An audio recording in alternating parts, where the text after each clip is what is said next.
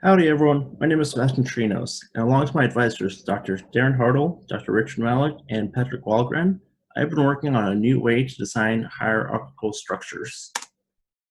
Now, if you consider this blue Lego block here, and apply this red block and green block over it in many different ways, you can see how the overall structure would end up looking vastly different. Now, if you'd consider these other two substructures here, that are made out of a stiff material and flexible material, and you arrange these in a 2x2 assembly, you could see how the overall structural properties of the assembly would vary depending on what configuration is being used. Now, this is the idea when using hierarchical structures, but rather than having these mixed materials, you start off with a base material, which could be a flexible material and a stiff material, and so you want to get something in between. As such, you might apply these two different materials into different structures, and you could get something that is in between these two objective spaces. Now, if you start off with these two substructures that are already designed and you further put them into another assembly, you could reach something that's even more desirable. That's the general idea that we're using when trying to design these new hierarchical structures. As you can see here on the right, that is something that's similarly used with this purely 3D printed structure that is being used as a door latch. Now, to do so, our general design cycle is that we will use an optimizer, we will pick a substructure, and then we will assemble this substructure, and from the assembly, we will get attribute metrics sent back into the optimizer. Now, the way that a genetic algorithm works is that there's so many generations that have a set population size.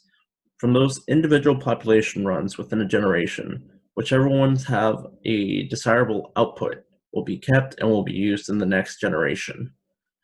These desirable outputs can help build this Pareto frontier that you see pictured here with the red line, which is an example of if you're trying to minimize something in the x-axis and in the y-axis, this is the best combination you can get in between the two.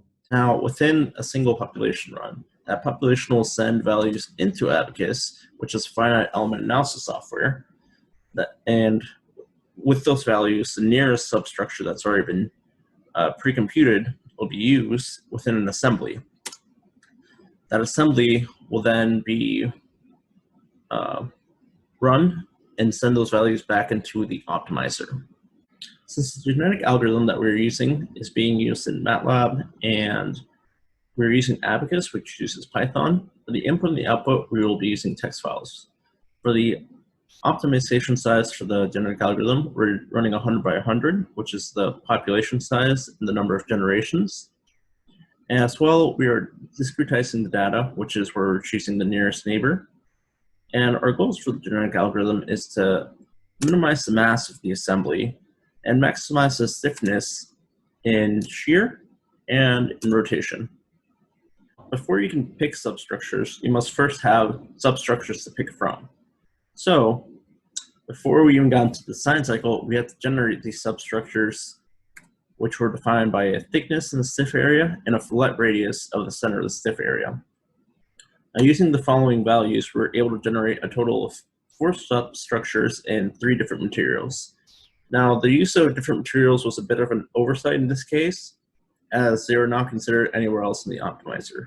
Regardless, though, they can still be used to pick the substructures. Now, as you can see here, the 4 orange points are representative of the 4 substructures that were made before the design cycle run.